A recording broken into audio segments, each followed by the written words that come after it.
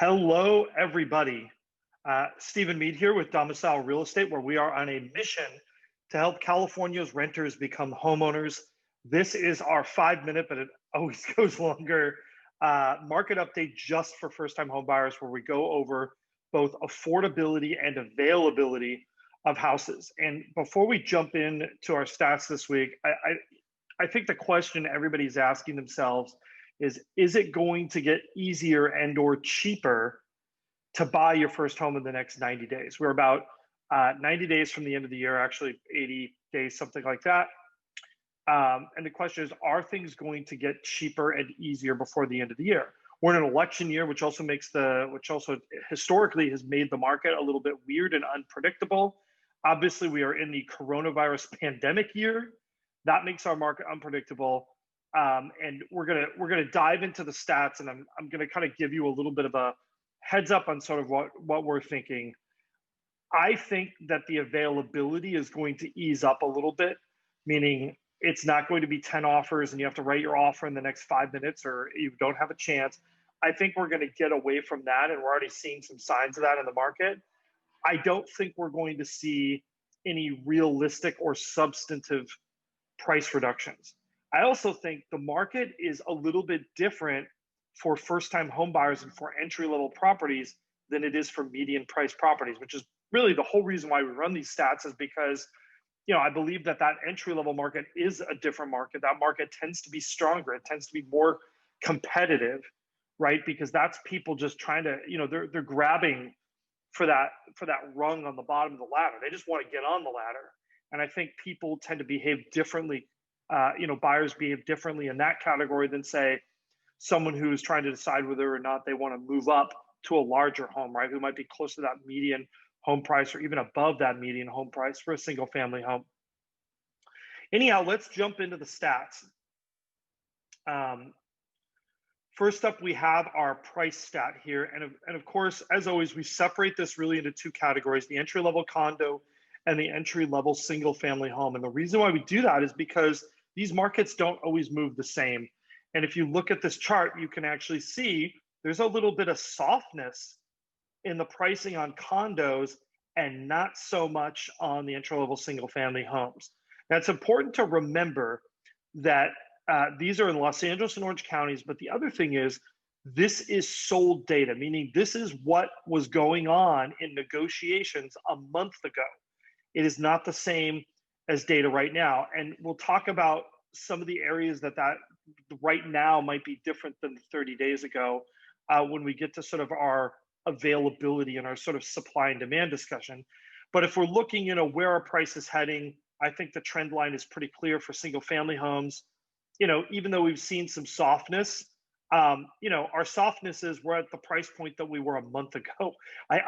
That's not really a terribly soft market, right? Is that you've erased a month of gains. That's not really a big difference, right? It means if you were thinking about buying a house a month ago and you didn't, well, now you're in the same spot you were a month ago. But as always, one of the things that I like to mention to people and that I think is important is to understand the difference between the price of housing and the payment on housing.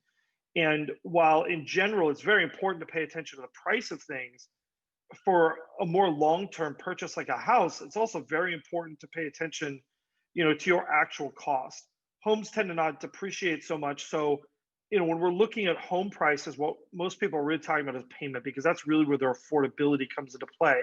People tend to not talk about what price range they can afford. They tend to talk about what payment level fits into their budget. And for a house, that's really important to pay attention to that. So jumping back into that, we see what's happened to our payment.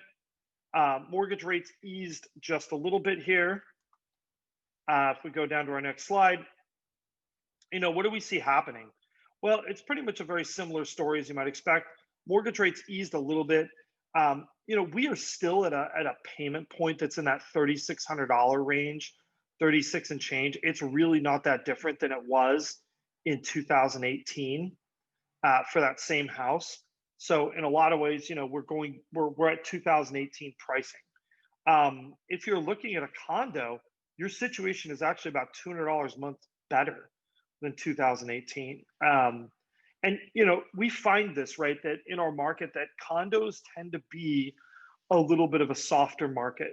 And that comes with pluses and negatives, pluses and minuses, right? Like on the plus side, that means if you're trying to get together just to get into something in the Southern California market, you are going to have a much easier time in the condo market. That also means when you go to sell, even in a hot market, it's not going to be quite as hot for the condos. And I think it's just important to remember that a lot of it's dictated by your price range, which sort of, and your affordability range. And getting back into that, here we again have sort of our minimum household income required if you have no other debts to buy one of these properties with 5% down, right? And when we take a look at that, the amount of household income required for a single family is just above $90,000 a year, but it is a much more household affordable $66,000 on our condo. And again, our entry level condo is the 25th percentile of 2-bedroom, 2 baths in Los Angeles and Orange County. So basically, sort of the median between the cheapest and the median might be a good way to put it, or that first 25% up from the bottom. That $66,000 really does represent a number that's affordable, really, to a lot of people.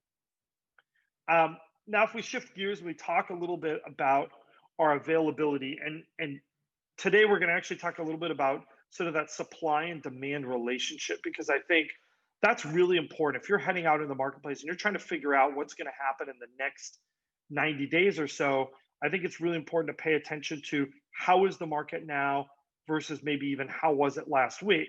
So if we go down here and we look at our absorption rate, and our absorption rate, if you've forgotten, is we look at all the new listings that were put into the MLS, and then we looked at all the properties that went into escrow in the last week. So we compare those numbers. How many new things were typed in? How many things went into escrow?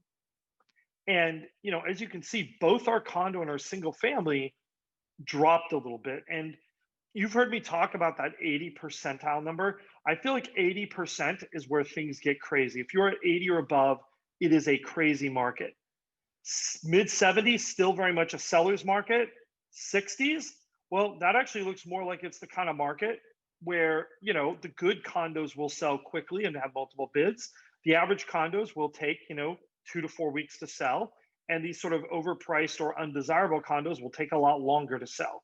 So, I think this is good news if you're a buyer. Is our fall easing up for you? It definitely looks like it. For both single family and for condos. Now, our second statistic that we like to run is sort of our weeks of inventory. And we calculate weeks supply of homes a little bit different than everybody else does. And I like my calculation better, and I will tell you why. So what we do is we look at all the homes that are active or coming soon on the market. So that's a difference between us and other statistics. I feel like a coming soon house is a house that has been typed into the MLS and people can see it. It's on the market. Even if you can't go and show it, it's there, you know about it, it's been put up for sale. The other half of our statistic is we look at the number of sales or the number of homes that went into escrow over the last 2 weeks. You've heard me harp on this 1,000 times before. Sold data is accurate, but it is old data.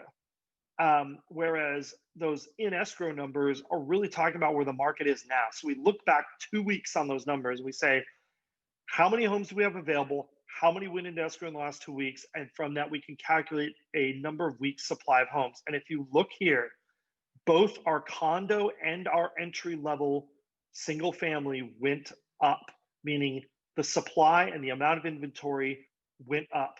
These might not look like huge numbers to you. And again, we're maintaining almost that 2-to-1 ratio that you see here. There are twice as many homes available if you're looking for a condo as for an entry-level single-family home. But this is the first time that our single-family number has crested 4 weeks. So, I think to answer that original question that we talked about, is it going to get easier and is it going to get cheaper?